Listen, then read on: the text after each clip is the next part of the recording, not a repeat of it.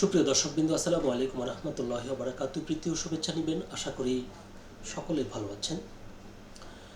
বিএনপির বহিষ্কৃত নেত্রী ব্রাহ্মণবাড়িয়া ২ আসনের স্বতন্ত্র সংসদ সদস্য পদপ্রার্থী, বিএনপির সাবেক আন্তর্জাতিক বিষয়ক সম্পাদক ব্যারিস্টার রুমিন পারহানা, তিনি ইলেকশন কমিশনের নিরপেক্ষতা নিয়ে প্রশ্ন তুলেছেন।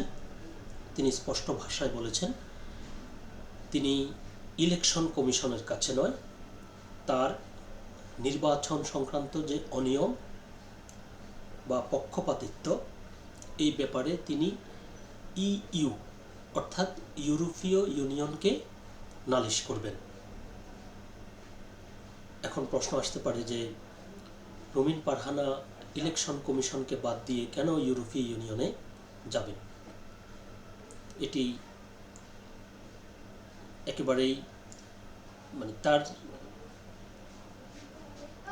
অবস্থান থেকে তিনি এটিকে সঠিক মনে করছেন, কারণ তার কাছে মনে হচ্ছে যে নির্বাচন কমিশনের অধীনে যে প্রশাসন কাজ করছে তারা সবাইকে সমান সুযোগ দিচ্ছে না। তো আগে চলুন তার বক্তব্যটি আমরা শুনে আসি, যে তিনি কি বলছেন। আমরা আগে সেটি দেখি, যেটি উঠে এসেছে দৈনিক মানব জমিন পত্রিকায়। আর এই প্রতিবেদনের শিরোনামটি করা হয়েছে, ভোটের অনিয়ম নিয়ে ইইউকে নালিশ করবেন রুমিন পারহানা। বিস্তারিত বলছে, আসন্ন ত্রয়োদশ জাতীয় সংসদ নির্বাচনে প্রশাসন ও পুলিশের নিরপেক্ষতার প্রশ্ন তুলে বিএনপির বহিষ্কৃত ও ব্রাহ্মণবাড়িয়া ২ আসনের স্বতন্ত্র প্রার্থী রুমিন পারহানা বলেছেন, ভোটের অনিয়ম নিয়ে ইউরোপীয় ইউনিয়নের কাছে নালিশ করবেন। বৃহস্পতিবার নির্বাচন ভবনে নির্বাচন কমিশনারদের সঙ্গে সাক্ষাৎ শেষে সাংবাদিকদের এসব কথা বলেন তিনি। নির্বাহী হাকিমকে বৃদ্ধাঙ্গুলি দেখানোয় আচরণবিধি লঙ্ঘন নিয়ে রুমিন পারহানা বলেন, আমি রিটেন জবাব দিয়েছি, অর্থাৎ লিখিত জবাব দিয়েছি, আর আজ আমি ইসিতেও একটা জবাব নিয়ে এসেছি। আমার প্রচারণার মাঠে থাকার কথা, কিন্তু বাধ্য হয়ে আমি আজকে ঢাকায় এসেছি, কারণ আমার কাছে মনে হয়েছে প্রশাসন এবং পুলিশের যতটা নিরপেক্ষ থাকবার কথা ততটা নিরপেক্ষ নয়। তিনি বলেন, আমার কর্মীদের বাড়ি ঘরে হামলা করা হয়েছে, তাদেরকে পিটিয়ে হাসপাতালে পাঠানো হয়েছে, মাথা ফাটানো হয়েছে, বাড়িতে আগুন দেওয়া হয়েছে, এখন পর্যন্ত কোনো মামলা হয় নাই। সো আমি নির্বাচন কমিশনকে অবহিত করতে এসেছি যে যেহেতু আমি একজন স্বতন্ত্র প্রার্থী এবং আমি বড় দলগুলোর বিরুদ্ধে আমাকে লড়াই করতে হচ্ছে, প্রশাসন যদি এখানে একদম স্ট্রেইট নিরপেক্ষ না থাকে, তাহলে আরেকটা ৫ আগস্টের মতন কিংবা ২০১৮ সালের নির্বাচনের মতন আরেকটা নির্বাচন যদি হয়, বাংলাদেশের তার পরিণতি ভালো হবে না, কারোর জন্যই ভালো হবে না। সো এই বিষয়গুলো আমি আসলে কমিশনকে অবহিত করেছি। তিনি আরও বলেন, আজকে ইউরোপীয় ইউনিয়নের অবজারভারদের সাথে আমার বৈঠক আছে, আমি তাদেরকেও বিষয়গুলো অবহিত করব এবং আমি খুব স্পষ্ট ভাষায় বলে দিতে চাই, অন্তত বাংলাদেশের নির্বাচন নিয়ে কারচুপি খেলার কোনো রাজনৈতিক দল যেন করার স্পর্ধা না দেখায়। আমি সকল দলকে আহ্বান জানাবো, নির্বাচনের মাঠে একটা সুষ্ঠু নির্বাচন যাতে হয়, সেই জন্য মানুষ ১৫ বছর লড়াই করেছে। আমরা যেই দলেই ছিলাম, আমরা আমাদের অবস্থান থেকে লড়াই করেছি। সো আরেকটা কারচুপি নির্বাচন, আরেকটা ম্যানিপুলেটেড ইলেকশন বাংলাদেশে আমরা হতে দেব না ইনশাল্লাহ। আগামী ১২ই ফেব্রুয়ারি নির্বাচন অনুষ্ঠিত হবে।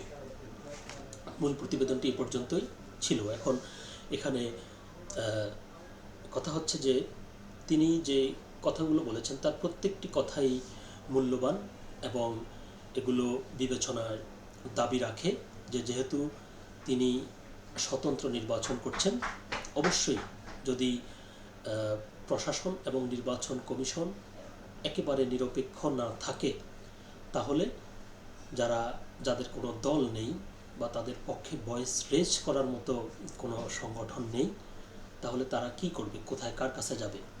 তো এটি অবশ্যই তার এই যে বক্তব্যটা আমরা এতক্ষণ দেখলাম, সেখানে তিনি যে বিষয়গুলোর কথা বলেছেন, অবশ্যই সেদিকে অন্তর্বর্তী সরকারকে নজর দিতে হবে, বিশেষ করে নির্বাচন কমিশনকে, যে শুধুমাত্র বড় রাজনৈতিক দলগুলোকে না, ছোট ছোট যারা প্রার্থী হয়েছেন মূলত এদের উপরেই কিন্তু মানে এরা কতটা নির্বাচনে ইতিবাচক পরিবেশ পাচ্ছে বা তারা তাদের নিজেদের জন্য সঠিক ন্যায়সঙ্গত পরিবেশ তারা পাচ্ছে, এই নির্বাচনের যে নিরপেক্ষতা এবং যে সুনাম, এটি কিন্তু এদের উপরেই নির্ভর করবে।